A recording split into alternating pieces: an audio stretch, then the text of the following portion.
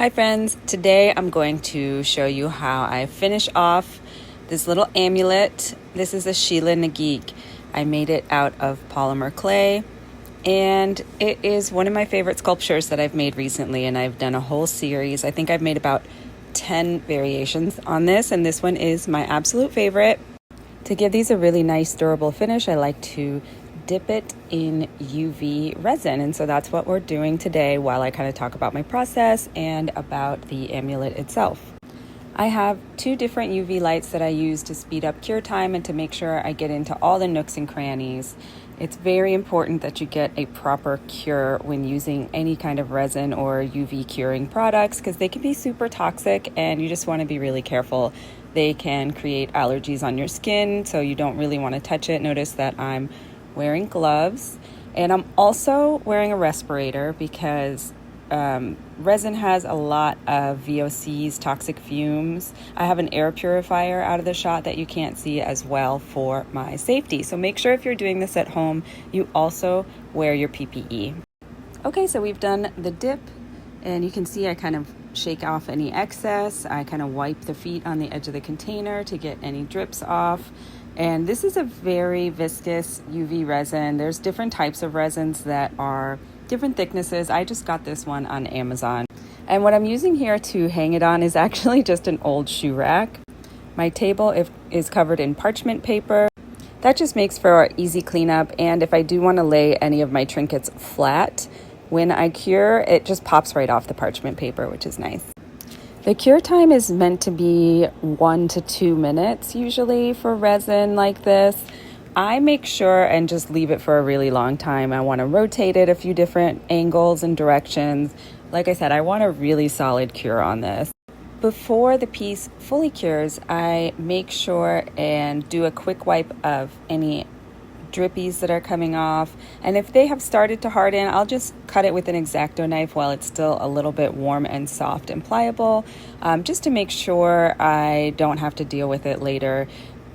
You can get the drips off and any other little pieces that you're unhappy with by using an X-Acto knife after it's cured. You can use a little sanding, but you're not going to get as shiny of a finish as you will from the original cure.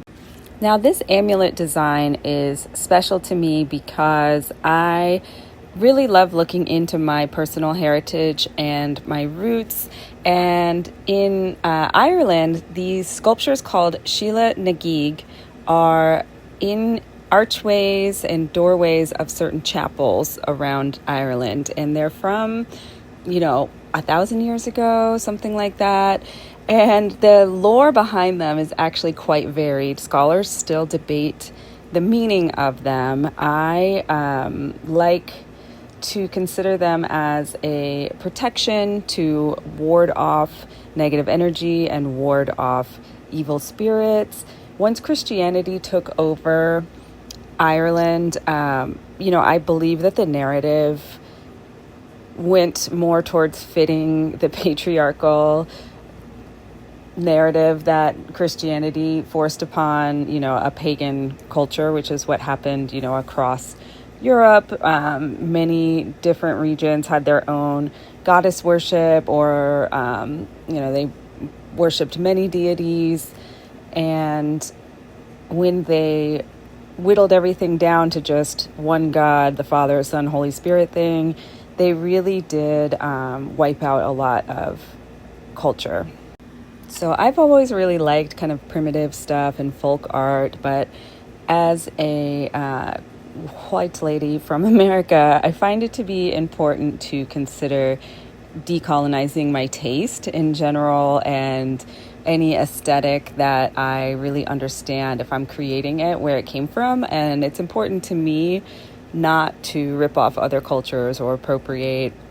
So I hope other people can appreciate where I'm coming from here. I will be selling these amulets and a one for your doorway too. So there's a number of different versions. Each one's going to be super unique.